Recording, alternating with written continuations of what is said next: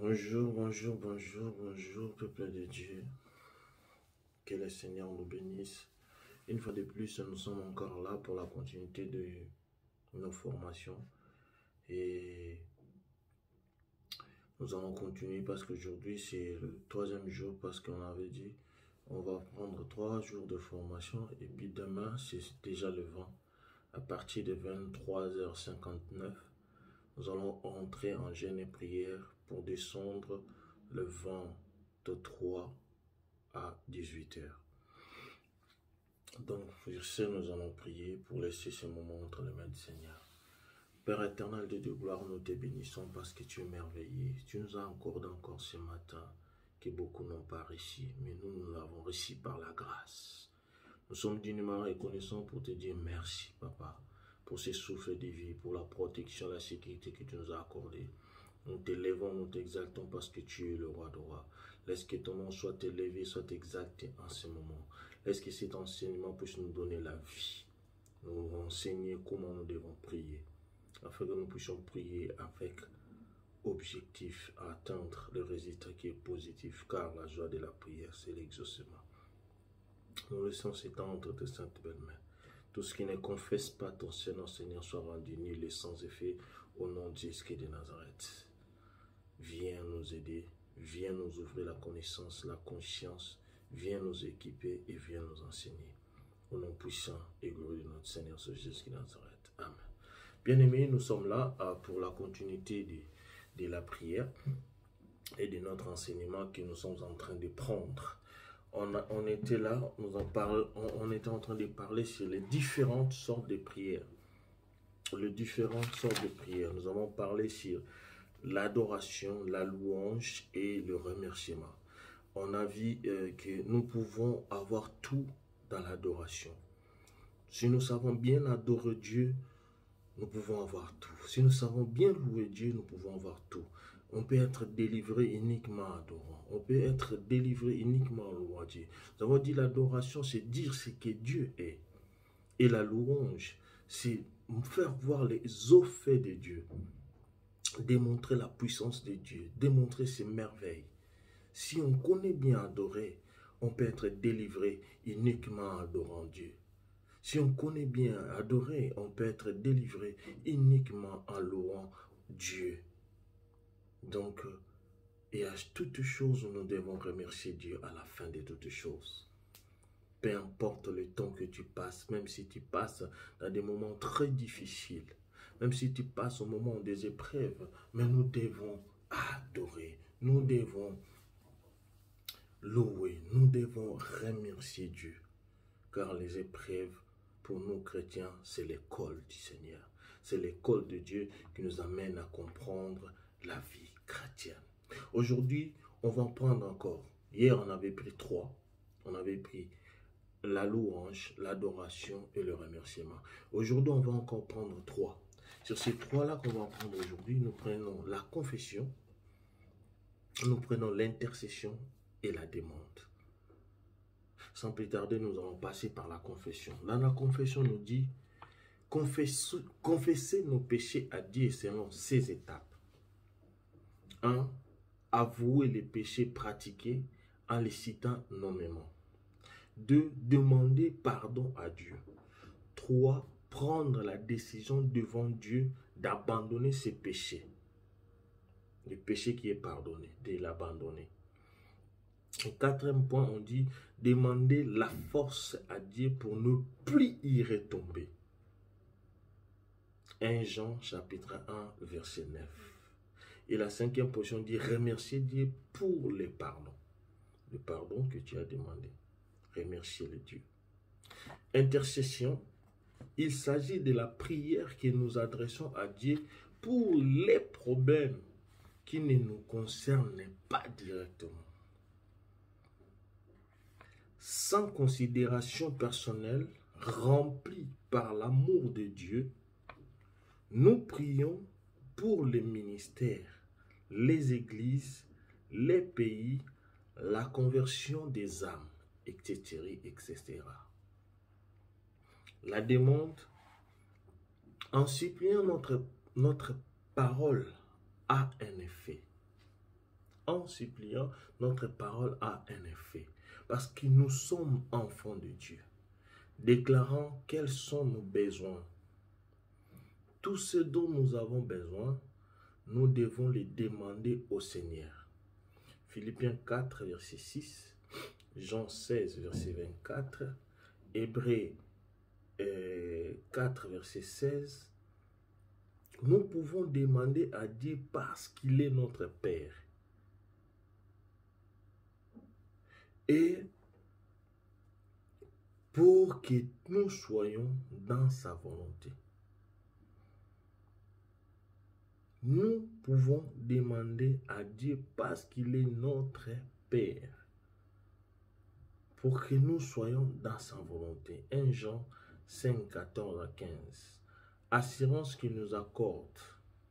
Il faut placer un temps pour ces différentes prières. Donc, chaque différente prière, il faut le placer en temps. Donc, dans ta prière, c'est ça qu'on va pratiquer demain.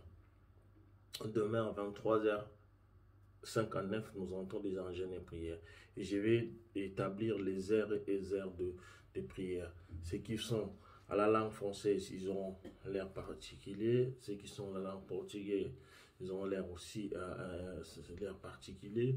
Et ceux qui sont à la langue lingala, ils auront aussi l'air particulier.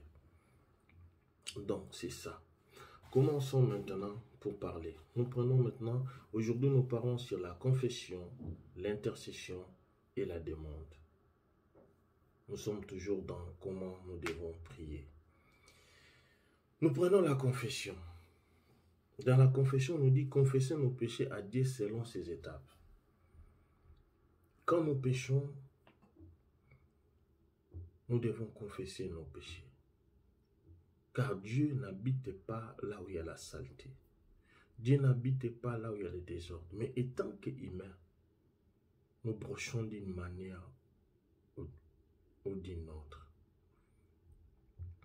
Même si tu dis que je ne veux pas aller pratiquer les péchés, je ne veux pas sortir pour faire ceci, pour faire cela. Mais sache-le bien, dans tes pensées, tu peux pécher plus que la personne qui vient de sortir dehors. Dans tes imaginations, tu peux pécher plus que la personne qui est dehors ou qui est en train de pratiquer vivement ses péchés.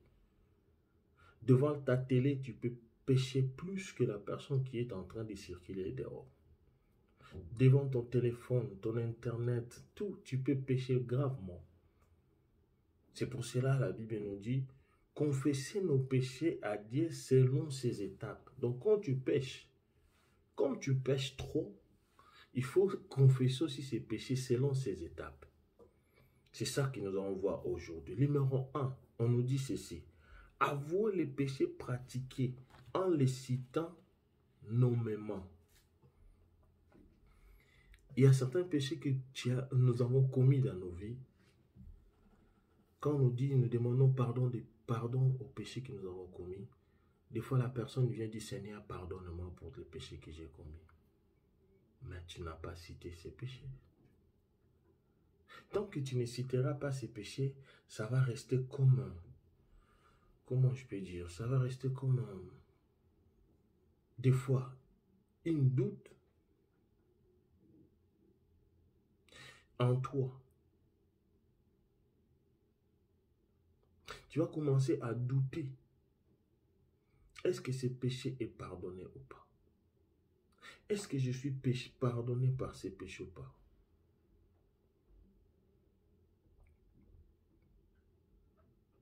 C'est pour cela qu'il faut que tu puisses citer ces péchés. On ne t'a pas dit d'aller devant un serviteur pour confesser ses péchés. Parce qu'il y a des péchés autres que si tu le veux ou pas, tu dois avoir un serviteur pour le confesser. Mais pas n'importe quel serviteur. Pas n'importe quel serviteur que tu peux aller confesser tes péchés. C'est les serviteurs que Dieu a confiance.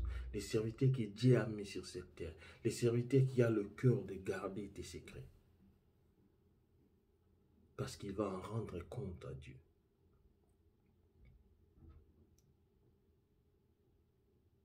Donc ça veut dire que quand tu as péché, exemple, j'ai tué une personne. Ça fait longtemps. Mais j'ai cette culpabilité en moi, malgré que je suis devenu chrétien aujourd'hui, mais j'ai la culpabilité en moi. J'ai avorté, j'ai la culpabilité en moi. Je tombe tout le temps dans la fornication, j'ai la culpabilité en moi, malgré que je viens à l'église. J'ai cette culpabilité en moi. Donc quand je vais prier pour demander pardon au péché, je dois citer ces péchés et avouer ces péchés. On dit avouer les péchés pratiqués en les citant nommément. Donc je commence à citer, Seigneur, moi j'ai tué. Seigneur, moi j'ai commis l'adultère. Seigneur, moi j'ai commis la fornication. Seigneur, moi j'ai volé.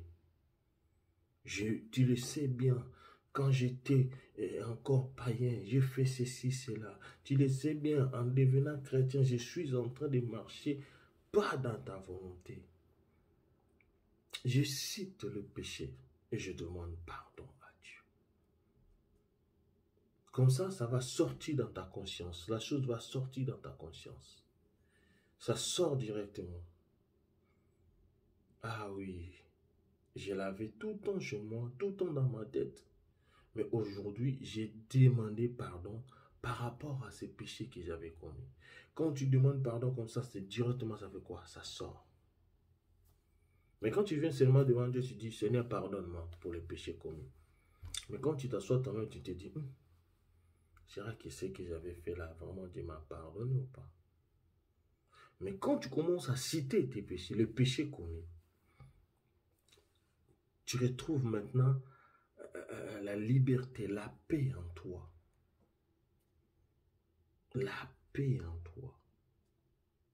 Et tu es délivré de ces péchés. Tu n'auras plus la culpabilité que le diable va mettre dans ta tête que est-ce que vraiment on t'a pardonné. Par contre, quand tu ne cites pas ces péchés-là, tu as cette culpabilité. À chaque fois, le diable revient vers toi et te dit, et toi aussi tu vas entrer en prière, tu vas entrer en jeûne et prière. Tu oublies ce que tu avais fait là. Mais par contre, quand tu confesses cela, directement les choses changent. Je l'ai avoué devant l'Éternel et je crois que Dieu m'a pardonné et j'ai confiance que Dieu m'a pardonné.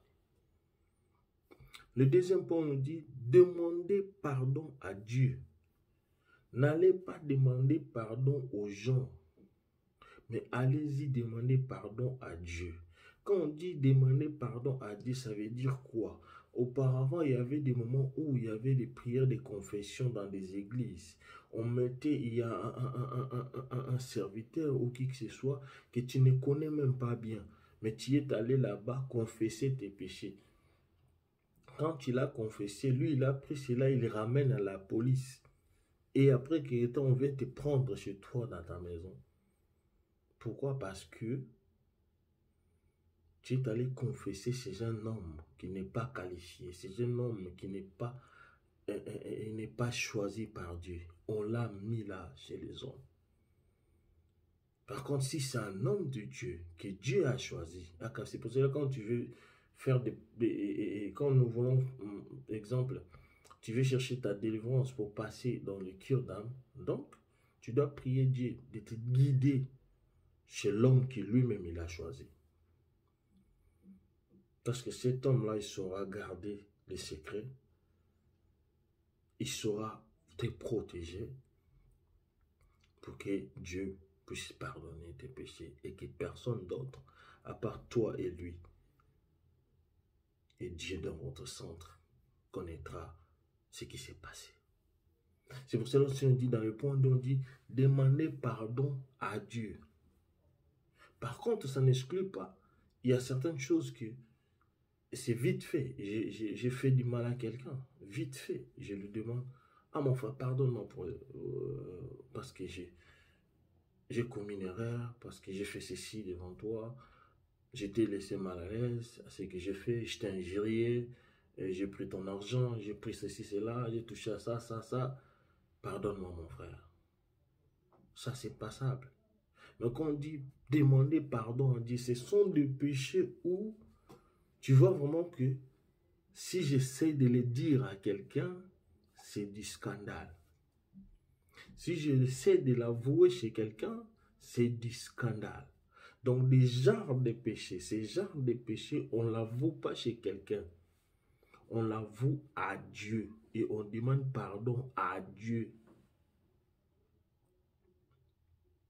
Et deuxième point, ces genres de péchés, on l'avoue seulement devant un serviteur de Dieu qualifié que lui-même Dieu a choisi et que le Saint-Esprit lui-même t'a guidé pour aller demander pardon de péché chez cette personne. Et c'est sûr, ça n'est pas ce que quand tu veux chercher ta délivrance chez un homme qualifié, un homme de Dieu qui craint Dieu en vrai. Celui-là, il saura garder les secrets. Celui-là, il saura te protéger. Car il sait que s'il fait gauche ou droite, il a le problème devant Dieu. Mais le reste, demande pardon à Dieu. Ce n'est pas tout le péché que tu vas commettre dans ta vie. Je ne t'envoie pas à faire de péché, mais je parle à une personne qui a déjà commis les péchés. Je parle à une personne qui a déjà fait du mal à quelqu'un. Que quand ces choses arrivent dans ta vie, mets tes genoux par terre et demande pardon à Dieu. Il est là, il t'écoute, il va te pardonner. Dans le troisième point, on nous dit prendre la décision devant Dieu d'abandonner ses péchés pardonnés. Donc, Dieu n'est pas une personne que tu dois continuellement commencer à revenir avec le même péché commis, à revenir pour demander, Seigneur, pardonne-moi parce que j'avais volé hier. Demain encore, Seigneur, pardonne-moi parce que j'avais volé. Pardonne-moi parce que j'avais volé. Non.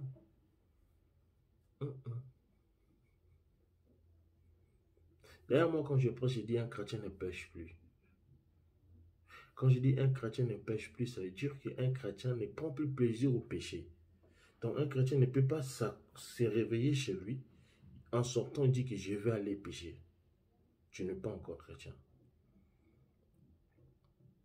D'ailleurs, moi, je cherche les adorateurs qui adorent les Pères en esprit, en vérité. Car les chrétiens aussi peuvent faire n'importe quoi. Mais un adorateur ne fait plus ces choses. Je te parle comme chrétien. Un jour, je vais ouvrir encore la parenthèse entre chrétien et adorateur. Donc, étant que chrétien, il y a des moments que tu trébuches, mais ça ne peut pas être toute une vie. Parce qu'on t'a dit demander pardon à Dieu, donc tu vas faire tant de péchés pour revenir demander pardon à Dieu. Il y a certaines prières que Dieu n'écoute plus. Que c'est le diable maintenant qui est en action dans ta vie. Jusqu'à ce que tu prendras conscience que de prendre la décision devant Dieu d'abandonner ses péchés pardonnés. Donc si je faisais la fornication, si je volais, si je faisais des choses qui ne rendaient pas gloire à Dieu, je dois prendre décision de laisser ces péchés, de l'abandonner, de ne plus y refaire. C'est ça. Prendre la décision. C'est la chose la plus difficile, mais tu peux le prendre. Je sais que la chair est faible, mais l'esprit est bien disposé. Tant que tu regarderas que la chair, tu n'avanceras pas. Laisse la place à l'esprit, que l'esprit domine ton corps. Tu prendras la décision de ne plus commettre ces péchés. Le point 4, on nous dit, demander la force à Dieu pour ne plus y retomber. Voilà. Demander la force à Dieu pour ne plus y retomber, ne plus retomber dans ces péchés-là. Tu dois demander la force à Dieu. C'est lui qui peut tes capacités. C'est lui qui peut te donner la force de ne plus retourner dans ces péchés. C'est lui qui peut t'occuper.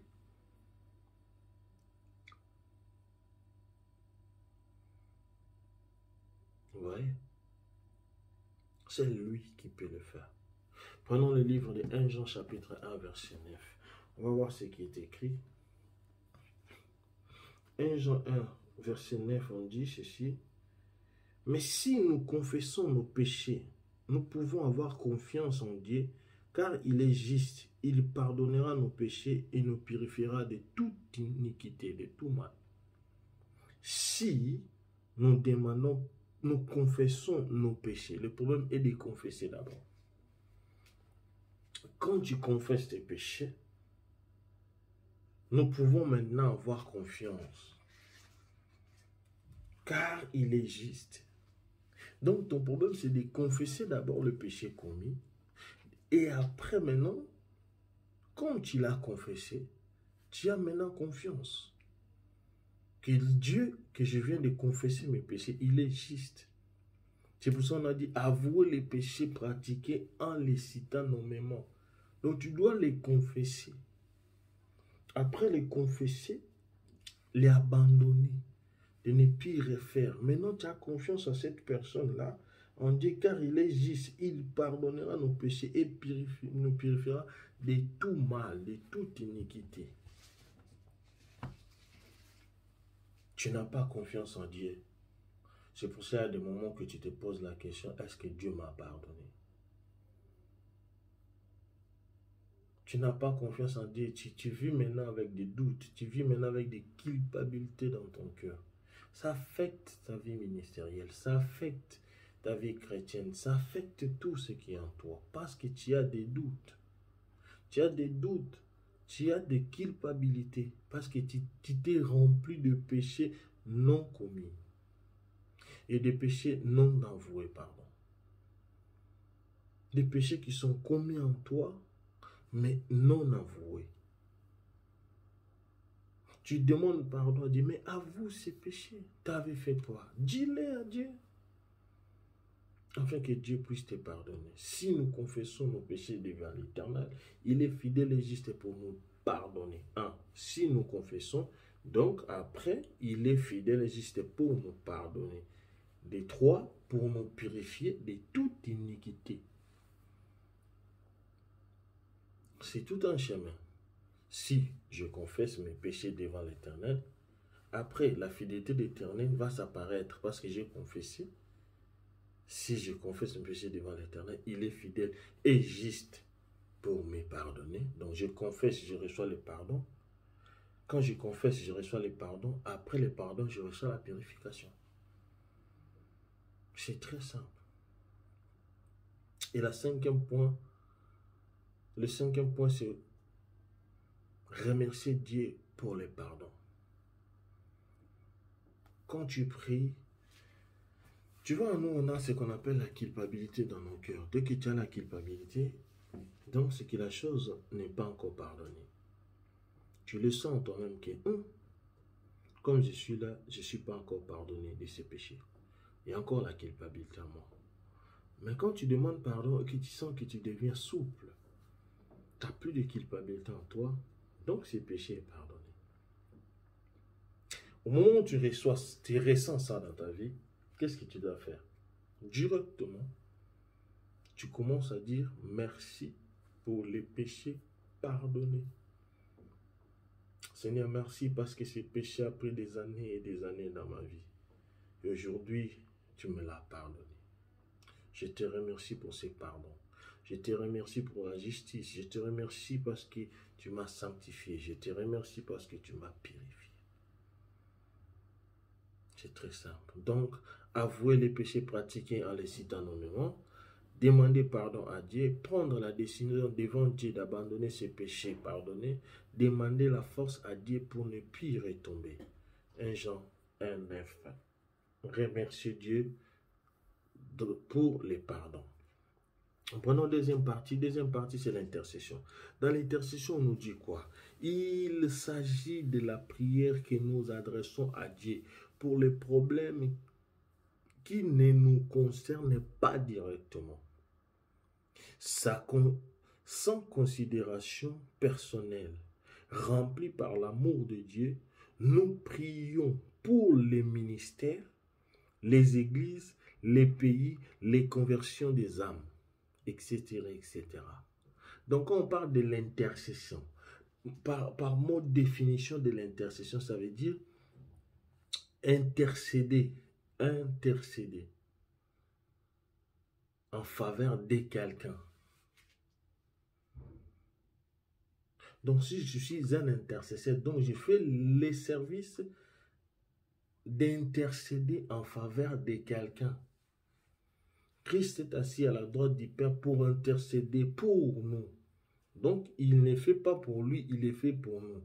Donc, quand on est intercesseur, dans la prière d'intercession, première chose, nous ne sommes pas là pour nos problèmes, numéro 1. Non. Nous sommes là pour les problèmes des autres. À combien plus forte raison que tu viens dans l'église, tu es toujours focalisé à tes choses à toi. Tu t'appelles intercesseur. Mais ton travail là, c'est prier pour ta vie seulement. Dis, hey, moi je veux ceci, cela. Mes problèmes sont ceci, cela. J'arrive pas à atteindre ceci, cela. Non. Les services de l'intercession, c'est pour intercéder pour les autres, premièrement. Et en retour, Dieu rendra compte maintenant de ta vie. Lui prendra charge de toi. Il s'agit de la prière que nous adressons à Dieu pour le problème qui concerne pas directement, nous ne concerne pas directement. Quand on est en train d'intercéder, j'intercède pour ma sœur, j'intercède pour mon frère, j'intercède pour mon église, j'intercède pour les ministères des gens, j'intercède pour le pays où je vis ou le pays des autres, j'intercède pour la conversion des âmes. J'intercède pour la vie des gens qui se trouvent dans des problèmes, dans des difficultés. Je suis là pour intercéder pour eux. Je me mets à fond pour eux. C'est ça la prière. Il y a certaines choses que tu as fait dans ta vie que tu n'arrives pas à comprendre. Il y a certaines choses que tu te mets tout le temps pour toi et ça bloque ta bénédiction. Dieu te voit comme égoïste. Tu n'es pris que pour toi. Tu n'es pris que pour ta famille. Or, tu oublies qu'il y a le monde entier qui souffre. Il y a des chrétiens éparpillés dans le monde qui ont des problèmes et des difficultés qui nécessitent tes prières. Des serviteurs de Dieu comme de Paul, il dit, priez pour moi.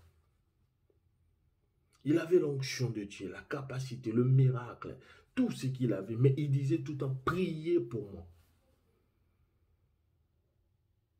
Donc, nous devons prier pour les autres. Car les autres aussi, ils prient pour toi. De la même façon que Dieu est en train d'intercéder pour les autres là aussi sont en train d'intercéder pour toi. Il y a des choses qui se font dans ta vie que toi-même tu ne connais pas. Mais l'intervention est divine. Dieu efface, Dieu te sauve, Dieu te protège au travers des prières des autres qui sont en train d'intercéder pour les chrétiens du monde entier. Ne te focalise pas uniquement pour toi. Libère cette grâce. Il y a des moments où tu te sens que c'est toi qui as le problème d'argent. Mais toi, tu pries pour que Dieu donne l'argent aux autres. Et Dieu, quand il va voir dans son trône, il dit, quelle foi qui a cet homme.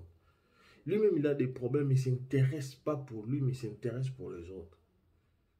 Qu'est-ce que je peux faire pour lui? Qu'est-ce que je peux faire pour lui? Je dois résoudre sa situation. J'avais dit, nous prions. On priait auparavant, mais on ne savait pas ce qu'on demandait. Et on ne recevait pas nos bénédictions. Les résultats positifs de nos prières. Parce qu'on ne savait pas prier. On était tellement focalisés pour nous-mêmes que nous avons oublié les autres. C'est une des façons que ça peut bloquer ton ministère. Ça peut bloquer ta vie chrétienne. Ça peut bloquer ta vie quotidienne. Ça peut bloquer ta demande. Ça bloque. Pourquoi si Dieu te donne ce que tu lui demandes, tellement tu es égoïste, tu n'es pris que pour toi-même. Donc ça veut dire que toute ta vie, tu n'auras que l'habitude de prier pour toi-même. Alors que pour que tu puisses devenir chrétien aujourd'hui, il y a eu des gens qui se sont sacrifiés pour prier pour toi.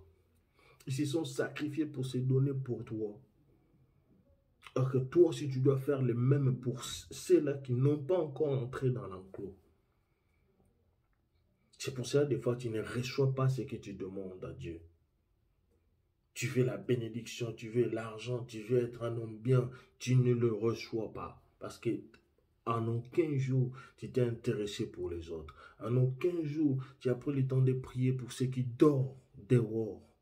dans le froid, dans l'hiver, dans les saisons sèches, dans les saisons de pluie. Tu ne t'intéresses pas à eux. Il y a certaines personnes qui souffrent pour ces ministères. Ils souffrent pour le nom de Christ Jésus dans le monde. Ils ont besoin de ton soutien. Ils ont besoin de tes prières. Mais tu ne t'intéresses pas à eux. Tu ne veux que voir toi. Dieu, je veux ceci. Dieu, donne-moi cela. Dieu fait ceci dans ma vie. Dieu accomplit ceci dans ma vie. Tellement tu es égoïste, tu n'auras pas ce que tu cherches. Tu n'auras pas ce que tu es en train de demander à Dieu. Parce que tu es égoïste. Dans l'intercession, on nous dit, l'intercession, c'est de prier pas directement pour nous. Nos prières sont adressées à Dieu pour les autres. J'adresse mes prières pour des gens qui sont dans des hôpitaux qui cherchent la délivrance. Il y a la Covid aujourd'hui. J'ai prié pour ceux qui sont atteints de cette maladie, que Dieu les guérisse. Il y a des gens qui sont dans des hôpitaux, dans des comas. J'ai prié pour ces gens-là qui sont dans des comas, que Dieu les guérisse. Il y a des gens qui n'ont pas d'enfants. Je prie pour ces gens, même si moi-même je n'en ai pas, mais je m'intéresse aux autres. Je prie pour ces gens-là qui n'ont pas d'enfants, que Dieu les donne. Seulement dans cette manière, dans cette façon-là, que quand Dieu va me voir maintenant, moi, qu'est-ce que je gagne en me donnant pour les autres? Juste j'accomplis sa volonté, en intercédant pour les autres, et automatiquement, Dieu rendra compte de moi. Vous vous souvenez de l'histoire de Mardochée? Vous vous souvenez de cette histoire? La Bible nous dit que le roi, il ne dormait plus. Il est en train de feuilleter les écrits. Il a trouvé la bonté, le bienfait de Mardochée. Il s'est posé la question, mais cet homme qui a fait du bien au roi, en retour, qu'est-ce qu'on a fait pour lui? On nous a dit rien. C'est alors que Mardochée a reçu la solution de ses problèmes. C'est du bienfait qu'il avait fait au passé. Son intercession était au passé. Et au présent, Dieu lui accorde, au moment où sa vie était en danger, c'était le moment où Dieu a intervenu dans sa vie. Essaie d'oublier tes problèmes des fois. Occupe-toi des problèmes des autres. Essaie d'oublier toi-même. Occupe-toi des autres. Et le Dieu de Mardochée se souviendra de toi. Dans la demande, on nous dit, demande. En suppliant, notre parole a un effet. Parce que nous sommes enfants de Dieu. Déclarant quels sont nos besoins. Tout ce dont nous avons besoin, nous devons les demander au Seigneur. Philippiens chapitre 4, le verset 6. Jean 16, 24, Hébreux 4, 16. Nous pouvons demander à Dieu parce qu'il est notre Père, pourvu que nous soyons dans sa volonté. 1 Jean 5, 14 à 15.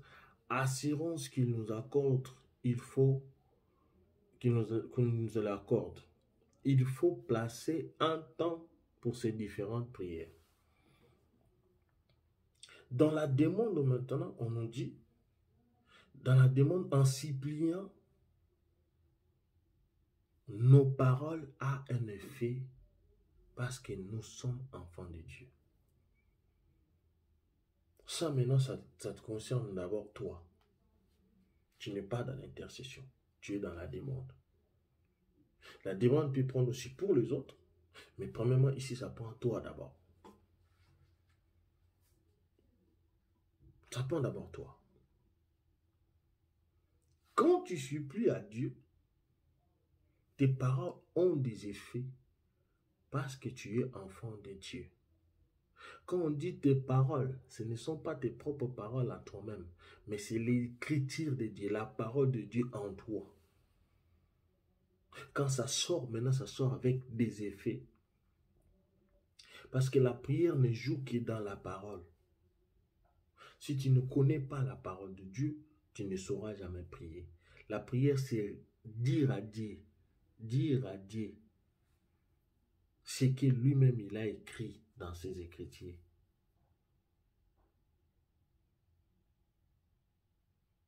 L'exemple de la discussion entre Jésus et Satan. Il est écrit. Le diable se dit, il est écrit. La prière se joue dans la parole de Dieu. Donc c'est très important, un enfant de Dieu, de feuilleter les Écritures, de méditer la parole de Dieu. Car en méditant la parole de Dieu, tu auras de mots au moment opportun pour faire tes prières. Tu auras des mots au moment opportun pour faire tes prières. Et ces mots-là, c'est ces mots-là qui ont de la puissance. Ces mots-là qui ont des effets. Parce que tu es enfant de Dieu. Nous prenons le livre de Philippiens chapitre 4, le verset 6. Philippiens chapitre 4, le verset 6, la Bible nous dit ceci. Ne vous inquiétez de rien, mais en toutes circonstances, demandez à Dieu dans la prière ce dont vous avez besoin et faites-le avec un cœur reconnaissant. On dit ne vous inquiétez de rien, mais en toutes circonstances, demandez à Dieu dans la prière. Dans la prière. Or, dans la prière, on n'utilise que la parole de Dieu. Quand tu dis demander à Dieu dans la prière, ça veut dire que prends la parole de Dieu, présente-la devant l'Éternel. Oui, je me trouve devant une situation de la justice, j'ai un problème dans la justice. Seigneur, on t'appelle un juste juge. Je te ramène devant le juge de ce monde, que ta justice soit faite. Donc je ramène la parole dans la prière. Pourquoi? Parce que cette parole a l'effet de vaincre ou de me donner la réussite à ce combat. Or, la parole, c'est Christ et Jésus. Quand on te dit prier, c'est dire présenter Jésus. La prière, c'est présenter Jésus devant toute chose, devant tout problème, toute difficulté. Présente Jésus. C'est ça la prière. C'était très important que nous puissions partager pendant ces 3 jours avant d'entrer dans notre prière. J'avais envie que tu comprennes que la vie chrétienne, si tu ne sais pas qu'est-ce qu'est la prière, si tu ne sais pas prier, si tu ne sais pas placer tes mots, tu auras des difficultés pour recevoir la bénédiction de Dieu en toi. Tu auras des difficultés pour recevoir la promesse de Dieu. Tu auras des difficultés pour recevoir, même si on t'a donné des révélations, si tu ne connais pas prier, tu n'arriverais pas à déclencher ces miracles. On dit demandez à Dieu. Ne vous inquiétez de rien, mais en toutes circonstances, demandez à Dieu dans la prière ce dont vous avez besoin et faites-le avec un cœur reconnaissant. Demandez à Dieu dans la prière. Or, la prière, c'est Jésus-Christ de Nazareth. La prière, c'est la parole de Dieu. Si je vais rentrer dans la prière, donc je dois ramener cette parole devant Dieu. Car Dieu n'agit pas hors sa parole. Dieu agit dans sa parole. Comme il agit dans sa parole, tu dois présenter cette parole qui est Jésus-Christ devant toute chose. Problème financier, problème de mariage, problème de vie quotidienne, problème de la bénédiction, problème des enfants, problème de quoi que ce soit, même devant la mort, tu dois présenter Jésus-Christ de Nazareth. C'est lui ta prière. En le présentant, c'est dire, je ramène la parole à Dieu. Je lui dis, il est écrit. Comme il est écrit, comme ça. Donc, tu dois me donner ça, parce que c'est toi-même qui as écrit ça. Or, tu n'es pas un homme pour mentir, ni un fils d'un homme pour se repentir. Donc, tu es derrière ta parole pour la voir s'accomplir. Accomplis ta parole. Christ se lève directement pour accomplir sa parole parce qu'il voit que cet enfant, il est dans les bons. Tu as fait des prières et des prières que tu n'as pas reçu la réponse de l'Éternel. Parce que le diable t'a compris. Il ne te laissait pas découvrir ces choses. Et c'est par là que tout a été freiné dans ta vie. Mais aujourd'hui, je veux que tu changes ta conscience. Tu changes ta façon de voir des choses. Car aujourd'hui, c'est le jour des miracles. Aujourd'hui, c'est le changement dans ta vie. Tu ne prieras plus comme tu priais auparavant.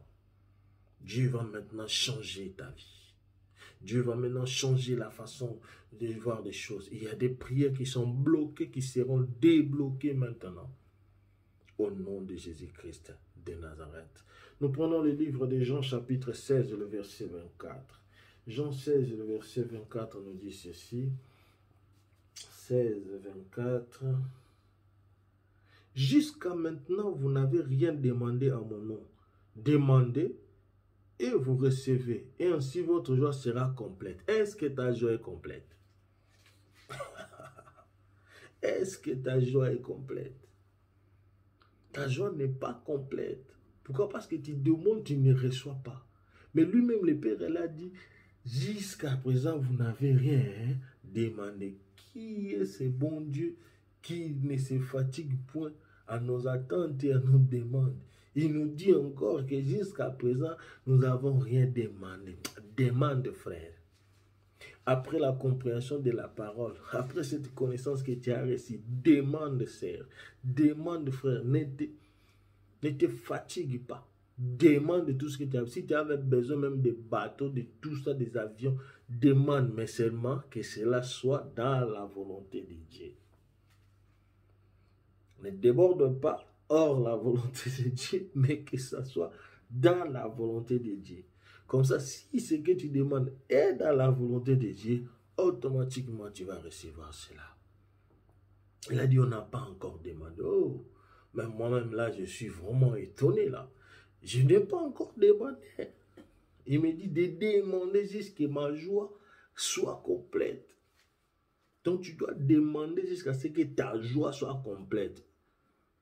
Tu n'es pas encore joyeux, tu n'es pas encore joyeuse. Demande jusqu'à ce que ta joie soit complète. Vous voyez l'importance de la prière. Vous voyez comprendre les Écritures, ce que ça donne. Aujourd'hui, maintenant, ton esprit commence à s'ouvrir. Tu commences à comprendre maintenant qu'est-ce qu'est le ministère. Tu commences à comprendre qu'est-ce qu'est la prière. Tu commences à comprendre qui tu es. Tu commences à comprendre qu'est-ce qu'est l'intercession. Tu commences à comprendre qu'est-ce qu'est la prière de demande. Tu commences à comprendre qu'est-ce qu'est l'adoration. Qu'est-ce qu'est la louange. Qu'est-ce qu'est le remerciement. C'est ça qui va changer ta vie. Aujourd'hui, je veux que ta vie change. Et que ta façon de demander change. Et que tout change en toi au nom de Jésus-Christ de Nazareth. Demandez parce que tu n'as encore rien demandé. Pense sur ces choses, mets-les en pratique. La prière, c'est Jésus. La prière, c'est Jésus. Quand je dis la prière, c'est Jésus, ça veut dire que Jésus qui est la parole de Dieu. Comme lui, il est la parole. Applique-lui maintenant devant son Père. Tu auras la réussite à tout ce que tu veux. Il est derrière sa parole pour l'avoir s'accomplir. Il n'est pas un homme pour mentir, ni un fils d'homme pour se repentir. Applique-la. Tu n'as encore rien demandé. J'aimerais que, à partir de demain à 23h59, commence maintenant à demander Dieu tout ce que tu veux, mais que cela soit dans la volonté de l'Éternel. Nous allons ouvrir encore le livre des Hébreux chapitre 4, le verset 16. Hébreux chapitre 4, le verset 16, nous dit quoi? Oh, c'est merveilleux la parole de Dieu. Nous allons lire, il dit, approchons-nous donc avec confiance du trône de Dieu, où règne la grâce. Nous y obtiendrons le pardon et nous y trouverons la grâce pour être secourus au bon moment. Approchons-nous donc avec confiance au trône. Donc si je connais la vie chrétienne, si je connais que je suis pardonné, si je connais que je suis dans les bons, si je connais que j'utilise Jésus dans ma prière, donc je m'approche avec confiance au trône de Dieu, où règne la grâce. nous obtiendrons le pardon et nous y trouverons la grâce pour être secourus au bon moment. Tu veux obtenir la grâce? Approche-toi devant Dieu avec confiance. Demande pardon pour tes péchés en les citant par leur nom.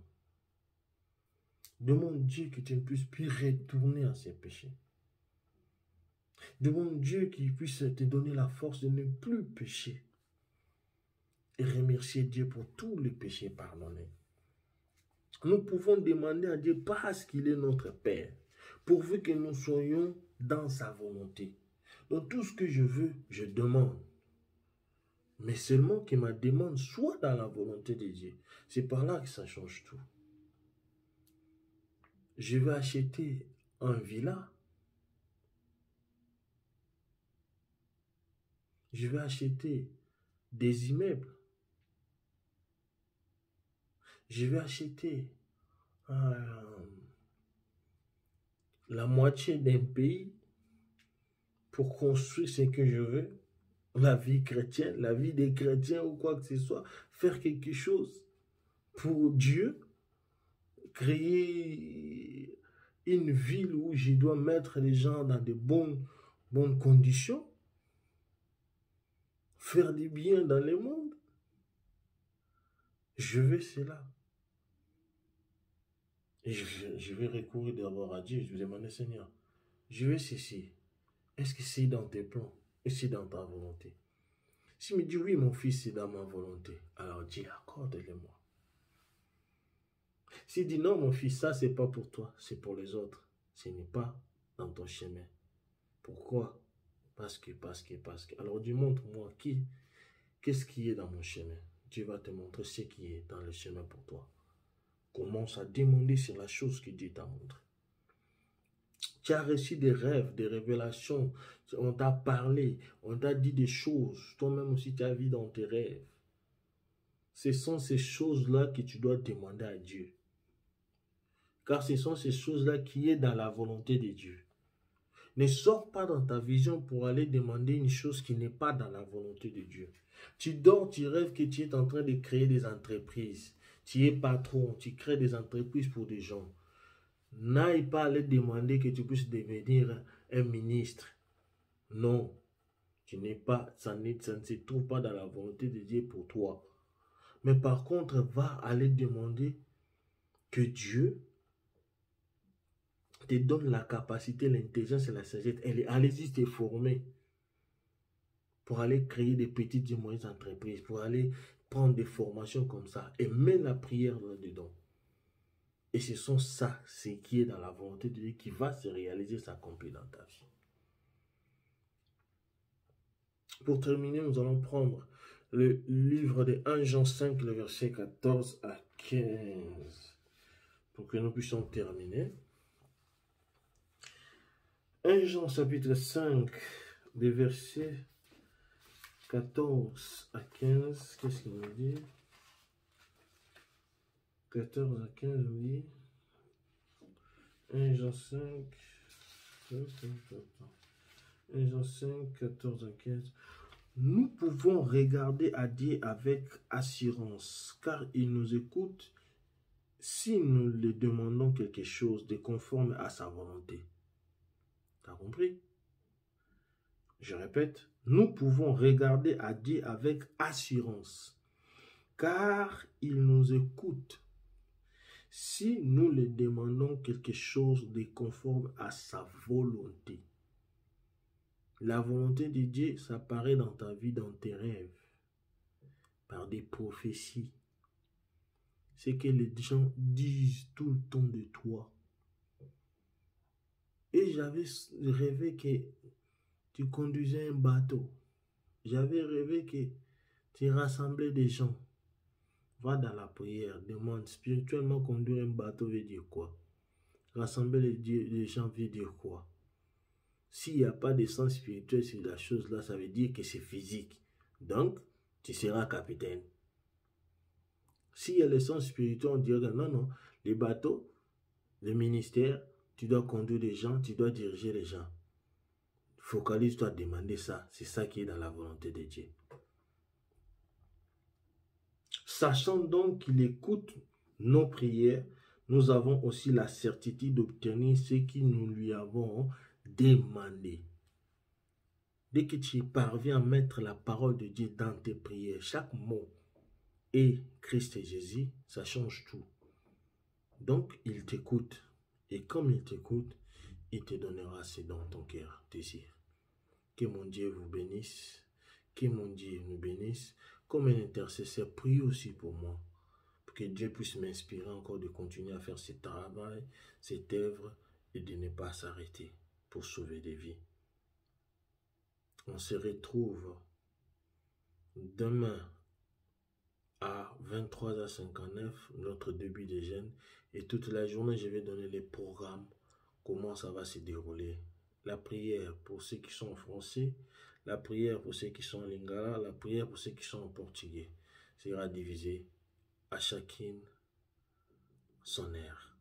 Que la gloire du Seigneur Jésus-Christ nous protège, nous accompagne au nom de notre Seigneur Jésus-Christ Nazareth. Merci Seigneur.